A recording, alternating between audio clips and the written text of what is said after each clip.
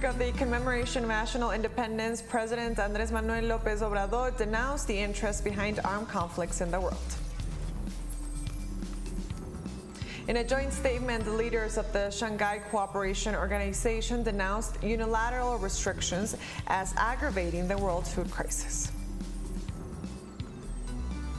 A memorandum of understanding was signed this week in the city of Rabat for a gas pipeline linking Morocco and Nigeria that will supply West Africa and Europe.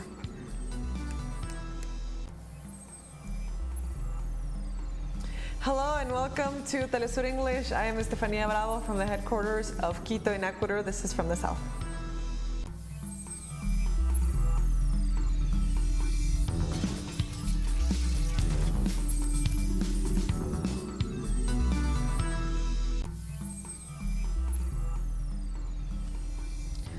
In the framework of the commemoration of national independence, President Andrés Manuel López Obrador denounced the interests behind armed conflicts in the world. During his speech at the commemorative events, the president said that his country will present to the UN General Assembly a proposal to stop the conflict in Ukraine and to achieve a 5-year truce in favor of peace between the parties. He also stated that the supply of arms to Kyiv and the sanctions against Moscow aggravated the conflict in Eastern Europe and increased inflation and food shortages at a global level. AMLO urged the creation of a peace committee mediated by the Prime Minister of India, Narendra Modi, Pope Francis, and the Secretary General of the UN, Antonio Guterres, in order to seek an end to hostilities and promote a rapprochement between the presidents of Russia and Ukraine.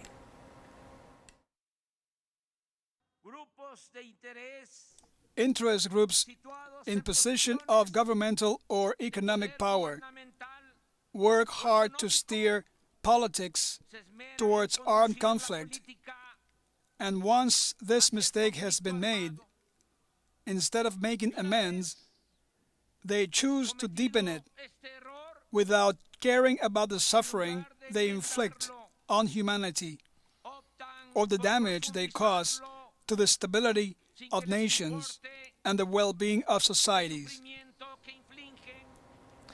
The Mexican president stated that the United Nations organization is inactive and prey to formalism in the face of global conflicts and crisis. The United Nations remains inactive and as if erased, prey of a formalism and political ineffectiveness that leave it in a merely ornamental role. Even more reprehensible is the behavior of the great powers that explicitly or silently adopt a position towards the conflict only to serve their hegemonic interests. Finally, the Mexican president stated that governing should not be a hegemonic exercise and should be used to serve others. Without peace, there will be neither economic growth nor justice.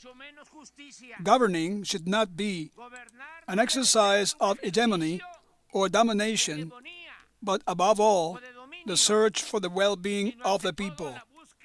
Power only makes sense and becomes a virtue when it is placed at the service of others.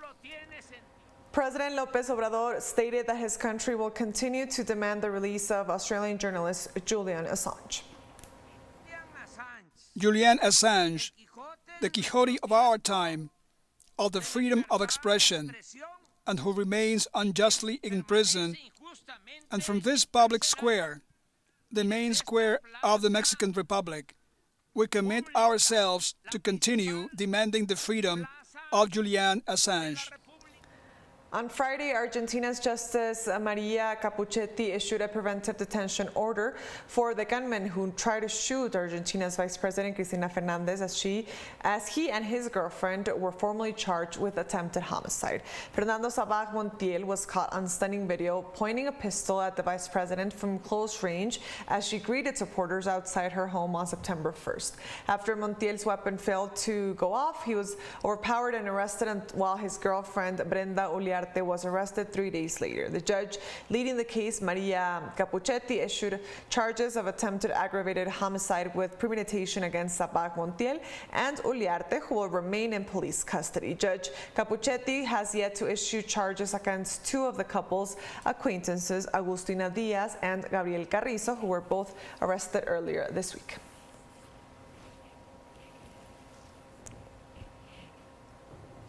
In Bolivia, 12 of the 19 crew members of the Venezuelan plane detained in Argentina are preparing to arrive in their country after 3 months of illegal detention. The 12-person crew left Argentina on 2 commercial flights after the Argentinian courts lifted the ban on leaving the country and is expected to arrive in Venezuela late Friday afternoon. 7 of the 19 crew members, 4 Iranians and 3 Venezuelans, remain detained in Argentina under the argument that the investigation has not yet concluded.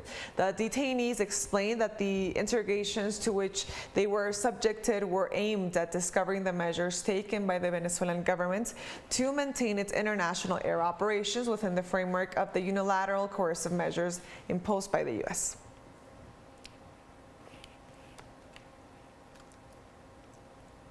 In Haiti, the social and political crisis deepens after recent protests against the increase in fuel prices paralyzed institutions and led to the closure of several embassies in Port-au-Prince.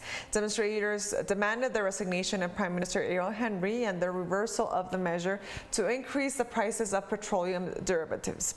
Insecurity and violence have led to the closure of the embassies of the Dominican Republic, France, Spain, Canada, and Mexico, and to a halt of all commercial activities in the capital. The government's measures aimed at increasing the price of diesel and kerosene from around $3 to almost $5.70.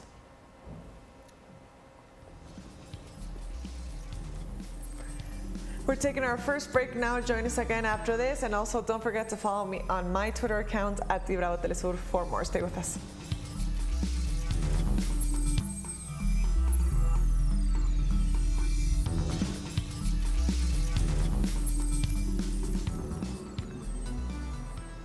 Welcome back to From the South. More news now. In a joint statement, the leaders of the Shanghai Cooperation Organization denounced unilateral restrictions as aggravating the world food crisis. During the meeting, leaders noted that the world faces serious threats to food insecurity. Leaders noted that climate change factors, the COVID-19 pandemic, affect global food production and supply chains. The SCO also assured that it is ready to collaborate with other countries to ensure food security at the regional and global level. Likewise, member countries also called for maintaining outer space as a weapons-free zone.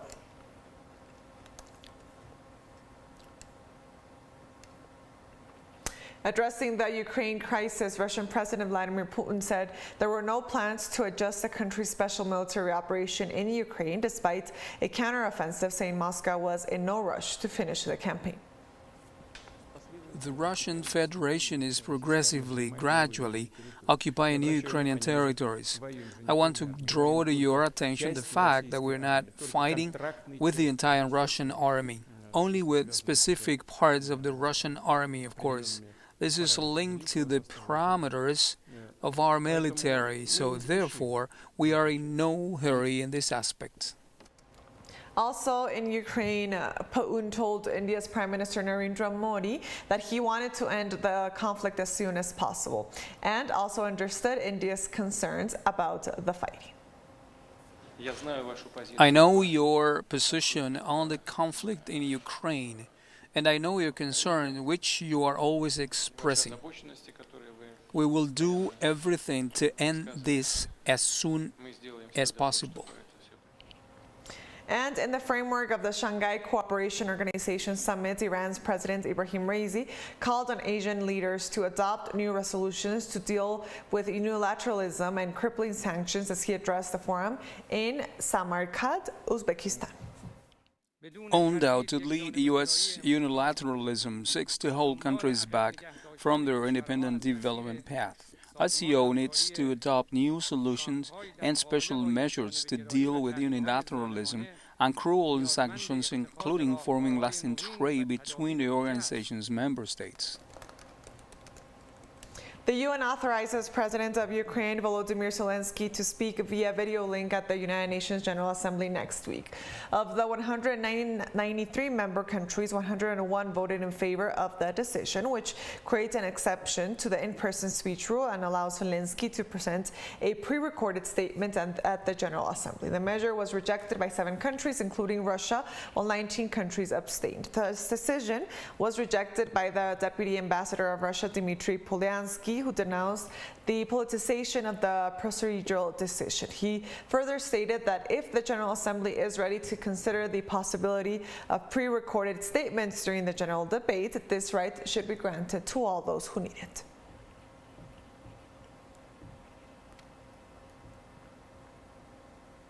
And 2 police officers were stabbed by a man on Friday in central London and hospitalized. The Metropolitan Police confirmed the information while ruling out terrorism and heavy security ahead of Queen Elizabeth II's funeral. The assailant was tasered and arrested on suspicion of grievous bodily harm and assaulting an emergency worker. The incident occurred in the area around Leicester Square, less than a kilometer from where the Queen's coffin is lying in state at Parliament ahead of Monday's state funeral. Police said an investigation into the circumstances surrounding the incident was underway.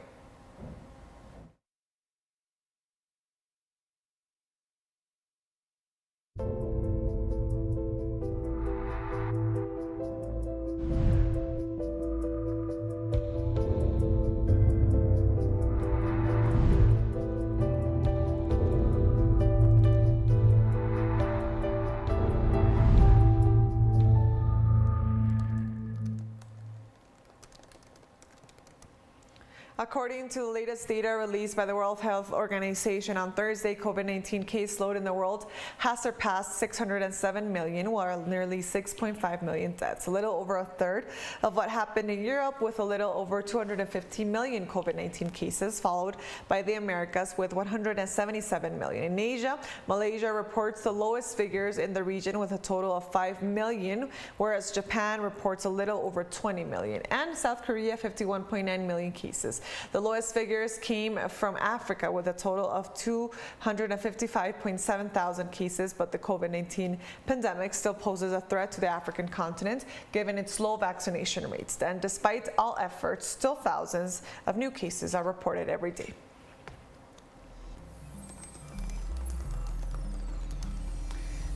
We're taking our last break now. Join us again after this.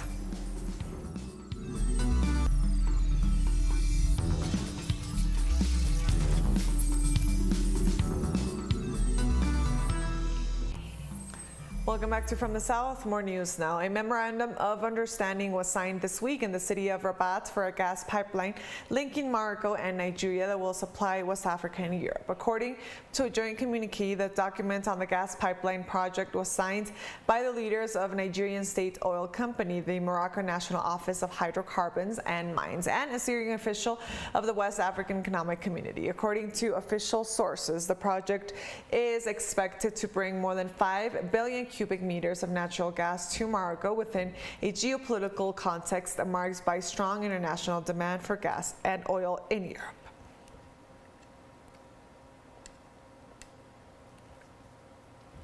And stolen during the colonial era, dozens of Benin bronzes that once decorated the royal palace of the Kingdom of Benin will go on show for one last time in Berlin from Saturday before being repatriated to Nigeria. The move to return some of the bronzes is the latest in a series of steps taken by Germany to try to take responsibility for the crimes of the colonial era, including the official recognition in May 2021 of a genocide perpetrated in Namibia.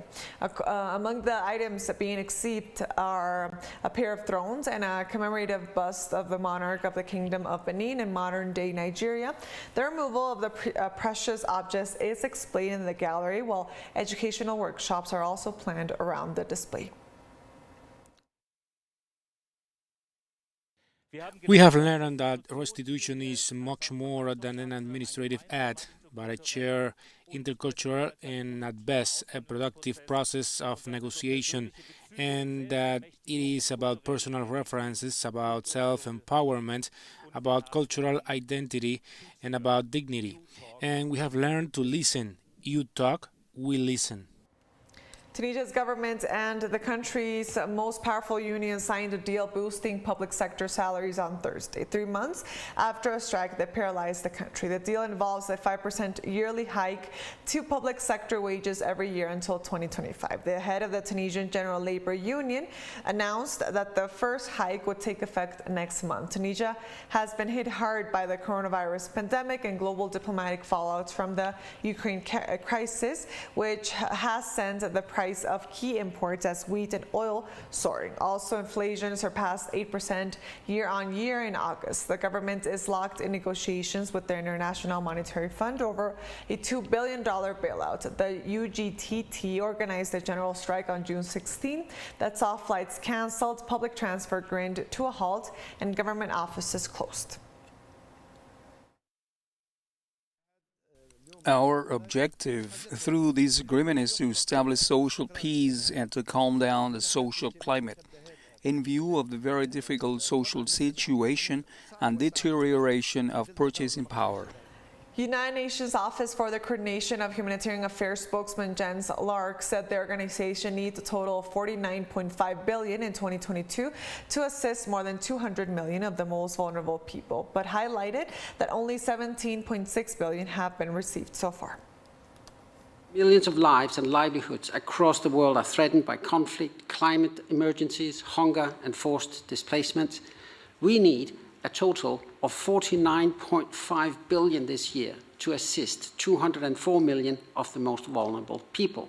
But only $17.6 billion has been received so far, so the funding gap is nearly $32 billion, the largest it has ever been. We are today releasing $100 million from the Central Emergency Response Fund to plug critical funding gaps in 11 humanitarian operations in Africa, Asia, the Americas, and the Middle East.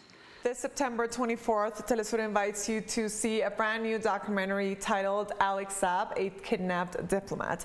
The audiovisual features testimonies from lawyers, experts, and family members of Alex Saab, including his wife Camila Fabri. All of them will reveal details never known before about the first kidnapping of a diplomat in the history of the world. It also compiles the actions taken by the U.S. government toward countries and individuals to ambush Saab in Cape Verde. Authorities in the island country imprisoned the Venezuelan high government official without an arrest warrant against them. Don't miss the documentary Alex Saab, a Kidnapped Diplomat, only on teleSUR.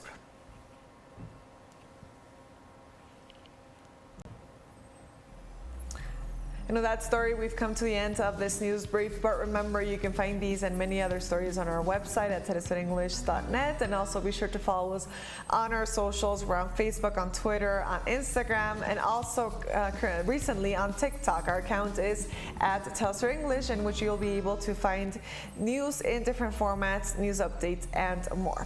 For teleSUR English, I am Estefania Bravo. Until next time.